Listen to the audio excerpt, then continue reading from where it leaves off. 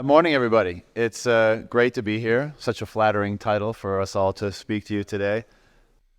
Okay, so a couple things. I really recommend this piece called A Race to Avoid the War. I think it was Corey that actually wrote it, but basically he makes the case that we need an intransigent minority to in the population, specifically he's talking about the United States, to stop any type of anti-Bitcoin type of legislation, right? What can you do as an individual? Well, you can be an effect multiplier. You could take agency, right? It's very easy to just tune into your favorite Bitcoin content, right? Whether it's, Natalie or John Vallis, Bitcoin Rapid Fire. And, you could just sit there and just be entertained, right?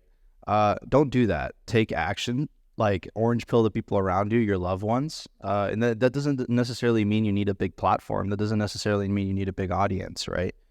Take it upon yourself to orange pill your family, your friends, your neighbors.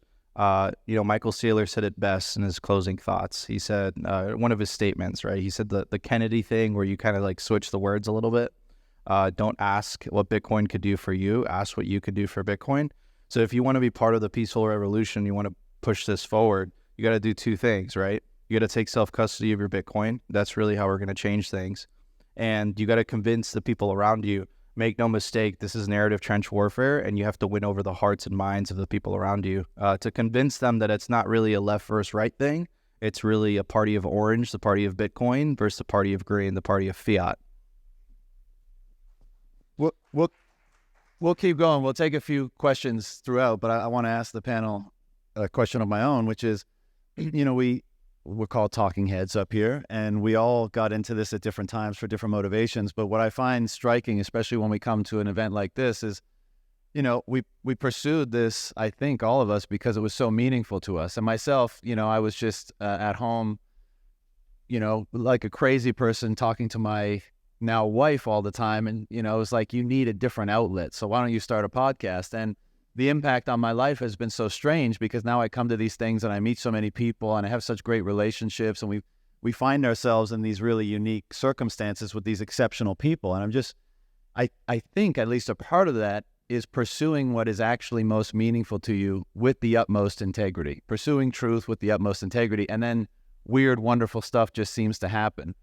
And, there's a new podcast every week, and some people kind of lament or criticize that. And I think that's phenomenal. One, because there's so many different ways to communicate to different people.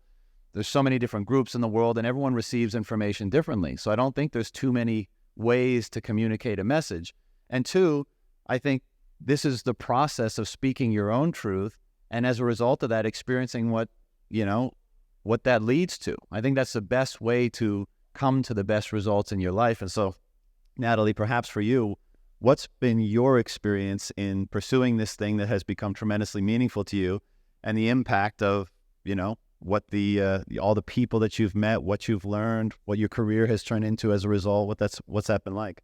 Sure. I really appreciate that question. For those who have followed my show, you might know my background is mainstream media and journalism. And I always loved stories growing up. So I wanted to pursue a career in news at a very young age, but I went the very traditional route. I mean, I didn't know anyone, I had no connections, and it was sort of this formulaic path. You go and you get the journalism degree, and then you work for the network, and you start in a small town, and you move up to a maybe middle-sized town and a big town, and I did all of that. So I went the really traditional route. I played by all the rules, and what I realized was a couple things. I mean, number one, it's not as glamorous as you think it's going to be. It's a lot of really, really early mornings, overnight shifts, weekends. You're going to disasters. You're always on the scene of just some of the most tragic events. So you have to harden yourself and compartmentalize, because it can sometimes really affect you when you're going to like mass shootings and natural disasters and seeing people on their worst days. The money is not enough to survive. I mean, my first job working in television, I made less than my high school internship, and it was barely enough to pay rent. But I also realized that the industry was changing, the business model was changing, and things were starting to become more decentralized. People were moving to platforms like YouTube.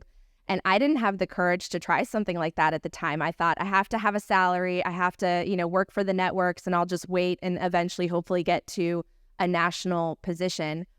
But one thing that was interesting is I would work oftentimes 8 to 9 hours, sometimes a full week, to put on like 2 minutes of a story, 2 minutes of television. And I felt like the audience wasn't getting all of the context, and I would have these long, interesting interviews, and no one would see it because I had to fit the story into this little time slot. And so I started seeking out long-form interviews. I loved podcasts. I loved Joe Rogan's show, and I loved long-form videos like Anthony Bourdain's shows and all that. And I wish that I had that outlet at work, but I didn't. So I had a mentor that said, well, you love Bitcoin. Why don't you start interviewing the Bitcoiners? And I was like, well, that's not a bad idea. Maybe they'll talk to me. And it was a complete hobby that I did on the side. I loved Bitcoin, started asking people. I started with like Peter McCormick, fellow podcasters and other people in the space. And luckily, a lot of them said yes to me. And then it just sort of grew from there. But I think it's because, and to your point about anyone can do this, especially with the technology that exists today. If you have a passion, someone will resonate with the message that you have to share. And it's important to see what is missing. What is something that you uniquely can bring. For me, I think the reason maybe people liked my show at the beginning was I loved biographies and autobiographies, and I love the people behind the story and how they got to be where they all are, what struggles they faced, what obstacles they overcame, and sort of that human interest story arc behind it. And no one was really doing that in the other shows. And so, I tried to stand out in that way, but I never expected it to be my career. And I'm beyond grateful that decentralized media has permitted me to go off on my own, because it's so much freeing and liberating compared to my old news jobs. And now I feel like I can tell the stories and interview the people I want to. And I did not feel that way by the end of my career. One of the things you mentioned was that it was so liberating, but oftentimes to step into something that's liberating, you have to cross like the chasm of fear and apprehension and anxiety. For two reasons. One, because I think most people have some sort of fear about putting yourself out there, putting your ideas, putting your face, all that kind of, hearing your voice. You have to get over that hump because everyone sounds retarded, basically. But the other thing is, when you start doing that, you realize you have this impulse like, well, I have to tell the truth. I can't get up here and just lie or misrepresent myself. And you realize, well, we live in a world today where that's not always easy. So there's a courage associated with speaking your truth. And so I'll pass it over to you, Efrat, because I think that's been a big component of your journey. So I'd love to hear more about that. Yeah, thank you. So probably most people don't know me. I'm relatively new to the Bitcoin space, probably less than 2 years. And my podcast is up and running for less than 1 year. But the moment I aired it, it exploded. So it became very viral very quickly. But my background is in tech and marketing. So I've been a CMO of corporate companies for about 20 years. So I had the cushy life. I was earning a lot of money. I was doing a really great job at representing other companies and building brands all over the world. Was really earning a lot of money. And I was managing like big teams, big marketing teams around the world. And at one point when COVID hit, all of a sudden I found myself in a position where I'm the only person in a 250 people company that is actually opposing the craziness. And here I am sitting at management on the board, the only one that would not participate in an experimental, period where people try to invade my my bodily autonomy. And I have to stand up and speak truth and say, listen, I came here to work. I did not come here for you to invade my privacy. This is my private life. I'm happy to continue serving this company and work for you, but you're not going to tell me what to do with my own body. And then the government started doing the same, and all the restrictions. And me and my son found ourselves in a situation where we have to literally protect ourselves from everything that's happening around us in society. And I've discovered that if the government can invade my personal, private body or rights for my body, then the next thing they can do is invade my property or my money. And so I started learning about money because of that. I was like, okay, they're going to do that just the same way they did it before. And I had to stand up and talk about what happened to me during COVID because no one else was doing that. And I had to tell the world what's happening in Israel. And I'm a journalist. So I was a corporate CMO, and I finished a 20-year career about a couple of years ago when I started becoming a journalist. And I said, okay, the void left by the mainstream media is so huge. They're not telling the truth. In fact, they're hiding most of what's happening in Israel and around the world from the people, the poor people in Israel, and from the world, what's happening in Israel. I have to be that bridge that's actually telling the truth. So that took a lot of courage. And I really had to overcome myself, just like you're saying, because I was, like everyone, I guess, managed by what are people going to say about me. Obviously, when I had my reputation as a high-tech, executive in Israel and around the world, Silicon Valley and whatever, but I had to give all that up, and I had to give up on a lot of friendships as well that may have not been friendships, but I found the right people to take my journey with. And by taking that courage and started to speaking up, my journalism and podcasting work has almost showed itself, like unraveled out of who I was. And I understood that my true mission is to really bring my voice out and speak for the people that cannot speak. And so, if I fast forward a little bit, because I cover many areas, I cover health, I cover climate, I cover, basically all the lies that are being told to us in so many different areas of life. And so it was a natural progression to the money lies. And then Bitcoin was a great solution out of that. So I'm an advocate for that since I discovered it. But then I had to also look at, if you're truthful and you're courageous and you now have a stage that you've created, you don't have a boss, no one's telling you what to do, you get to decide how this looks and what kind of content you create and put out there. How courageous are you going to be? And are you going to be consistent whenever you see some atrocity or something that is not aligned with your values or your beliefs? Are you going to be out there speaking about it? And so, the recent war in Israel and Palestine has sparked, and so I stood up and spoke about that too. I got so much heat for speaking about innocent people being, murdered, and for what? And I'm anti-government, I'm anti-establishment. I spoke against the government just the same way I spoke against the Israeli government during COVID. And all of a sudden, all these awakened people around me that were with me in the COVID era were like, no, you don't talk right now. Right now we fight. Now there's war. And all this brainwashing of normal people that are just so afraid because their very existence is threatened by, terrorists or whatever, or the governments, and they don't know it. They are not willing to accept that the government is not there to support them. And my mission at that point was, I got to be courageous. I know it's hard to do, but I have to stand out there and say, you guys, there is no one that's coming to help you. No one. You're on your own. You have to protect yourself. And I know this is hard to take in, and people really had a hard time to take my message, but my videos that I made on October 7th and after became so viral because it resonated with so many people outside of Israel. And everyone was like, yeah, of course something wrong and fishy is happening here.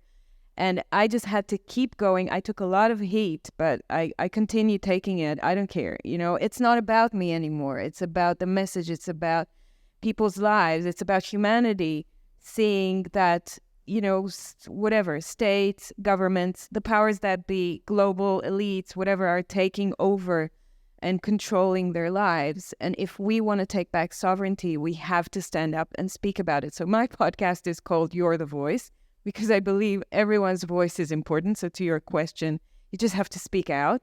You're not necessarily going to impact something straight away or directly, but our voices altogether have such an amazing impact on life, even on the other side of the world. That's what I'm discovering. So, that's where I come from. I think it goes back to that point, on all these issues, I'm sure we line up a lot, everyone in this room, but there's probably some differences. But the point is that we should all be able to, so have the capacity and the courage to say what we believe is true, so that we can all make our own decisions. We can take in all that information and develop a perspective of our own. I remember one of the reasons that I started creating content was I felt like a dumpster for information. Social media, TV, everything. I was just like, all was coming in and nothing was going out. I wasn't synthesizing that information into anything that was uniquely my own. And so that was part of the impetus. And then the other one, which I think is a really huge benefit of doing this, creating content, which is why I encourage everybody to do it in some capacity, some creative expression, is that it really develops you personally. And my thinking at the time was, okay, I don't know if my ideas are good or not. I don't know if my perspective is valid or not. I want it to be valid. I want it to be grounded in truth, but I don't know that it is. But if I put it out there in the public, I'm pretty sure I'm going to get some feedback, because you put yourself out on the internet and that's what happens. And my presumption was that if I do that enough, really put myself out there, that's the best way to triangulate on a truthful perspective. And that's the one that I want because, that's presumably the best way to orient yourself in the world. Truth has that redemptive capacity, and maybe we'll never land on capital T truth, but if we can continue to try to nudge towards it, then maybe we can orient our life and our behavior better. So, Nico, you've been at this a while. You put yourself out there for a long time and regularly. How has that influenced influenced your development on a personal level, your intellectual development, your character, all that kind of stuff? Yeah, so it's a little bit, I have a little bit of a different background than these very, very talented ladies next to me. I went straight to YouTube, and this is the crazy part about, media today. And really what I believe what is happening is this phenomenon called the disintermediation of information, right? Before there was a handful of legacy media institutions. If you wanted a platform, you needed to go through them. The internet has empowered everyone. If you want to be a talking head, to use the name of the panel, buy yourself a microphone, buy yourself a camera, literally start making content. Your first video is going to be atrocious. By the 50th video, you're going to get the hang of it. Then by the 100th video, you're going to understand what you're doing. So, if you guys want to be a part of this thing, right? Of course, take self-custody, number one. But number two, what John was saying, make content. It's like, it seems like very, very, daunting at first, and you're going to make all these horrific mistakes in public. But if you power through, you'll be surprised to which heights you can reach. Look, some of the biggest YouTubers right now, whether that's PewDiePie or Mr. Beast, they have no formal training whatsoever. Just like me, I have no formal training. Go to their first videos. They're absolutely atrocious, right? But they kept going, and the internet empowered them to keep going, and they circumvented the media, the legacy media, the gatekeepers in the process. I really encourage you guys to watch this phenomenal interview that Tucker did recently with this guy named Mike Benz. And he talks about the government's influence in censoring information and how that's not only affected the social media platforms, but also legacy media as well. What we've learned in the last 5 years is that the legacy media, corporate media, however you want to call it, they're not really journalists, in my opinion. Maybe you guys will find that. I don't know. But they're not really journalists. Like, they're straight up propagandists. And there's something wrong in the system when independent media, some kid that started a YouTube channel at 26 years old, is telling more truth than the guy on TV. There's something really wrong there, right? And I think it all really, really kind of boils down to fiat money. So, John, like, to answer your question originally, like, what I learned from this is I wanted to make content. I saw that people weren't really telling the truth. I wanted to give my angle. As a millennial, I feel like we really got the brunt end of the stick. We have a worse quality of life than our parents. In the United States, like, thank God for Bitcoin. Thank God I started saving in Bitcoin 8 years ago. I don't think I would have ever been able to afford a house, right? So that story wasn't being told, right? So I empowered myself with the internet, the internet gave me a platform, and I think it resonated with people. I think you could say that. And, and then that message started to multiply, and people started to be attracted to it. They started to like it. So in this era, every single one of you guys could create content, could build a platform. And what I've noticed on the internet, the thing that resonates the most with people is truth and authenticity. If you're being dishonest, you have no idea. People are not going to watch your stuff, which is exactly why the legacy media is dying the way it is. They're captured. Us individuals, us free individuals, us sovereign individuals are not. And I'm really, really excited for this new era of media. And, I think we're in the very, very first innings of it, but I know we're winning, and we just got to keep going. Amen. Before we pass it back to the crowd to ask a couple questions, Natalie, I want to ask you one, because there's many approaches to creating content, truthful, authentic content. So one, you can just get up there and, scream the truest thing to you. And I value that tremendously. But there's also skill in communication, knowing who you're speaking to, knowing where they're coming from, and finding the crack in the armor where you can get in. So you're not going to overdo it and, lose them. You're going to just hook that little place that's open and squeal in and get there. And I feel that you're very talented at that. The news spots, you speak to a lot of these mainstream people who may not be on the same page, may not be crazy Bitcoin people, but you can tell they see something is wrong. They see something is wrong with the financial system, monetary system, economic system, political system, and you seem very capable at using that as an in to speak to them on a level that they will listen to you. So how do you develop that communication skill? Is it natural? And what can you tell the audience about doing that themselves in their own orange pilling endeavors? Well, first of all, I really appreciate that. I mean, like everything, repetition is the best way to gain a skill. So I had to be live on camera 6 times a night, every single day for all my 20s. So it's like every day, day in and day out, I have to take a story that perhaps I knew nothing about at the start of the day and be able to synthesize it, simplify it, and regurgitate it on camera live with crazy things happening around me. So, practice makes perfect, and I certainly don't think I'm perfect. I watch myself back and I wish I said something differently, and it's just you're always working on your craft. But here's what I will say.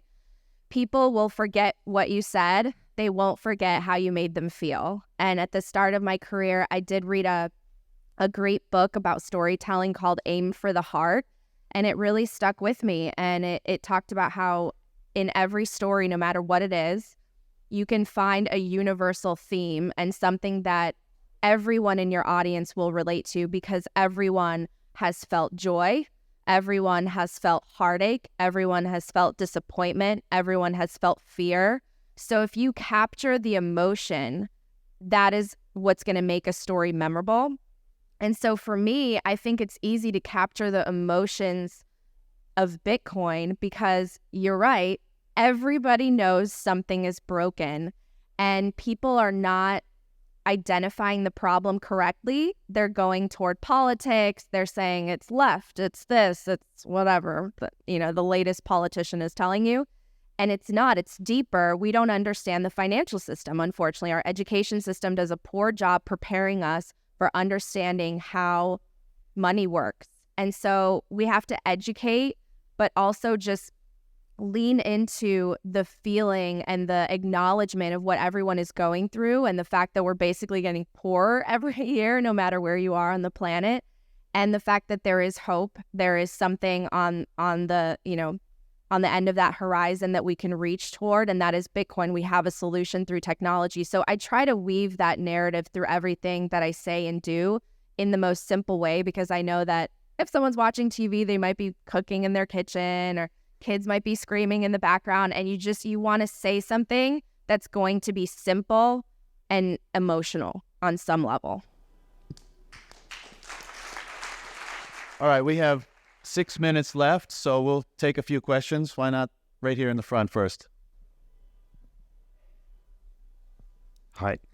Justin Castro has introduced a bill in Canada called C-63, It's a so-called hate speech law.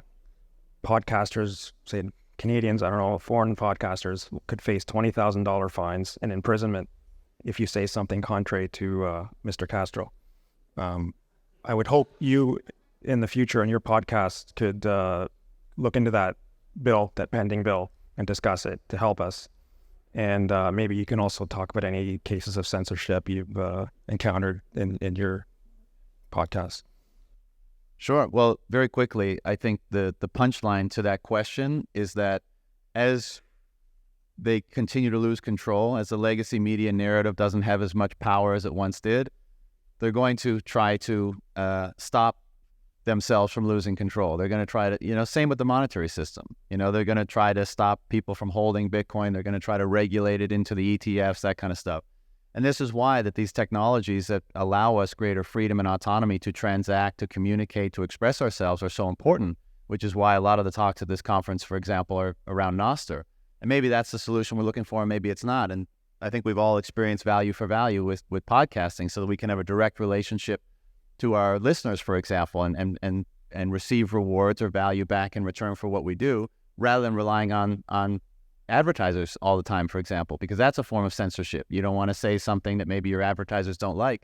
So I think all of that is coming down the pike, and we have to be leveraging the latest in technology to maintain our capacity to speak what we believe to be true. And my perspective is I haven't actually experienced that much censorship on YouTube and stuff like that. Maybe I'm not controversial enough, but I've never self-censored for that reason. Actually, maybe a little bit during COVID, because I wanted to maintain an audience and I didn't want to delve into that stuff as much. But at this point, certainly, I don't care. If they get rid of my YouTube channel, I'm fine with that. I mean, it's way more important to me to speak the truth. And if that happens, I'll lean further in to the technologies that are available that allow me to do so. And I know there's a smaller audience there, and I know there's a cost to doing so.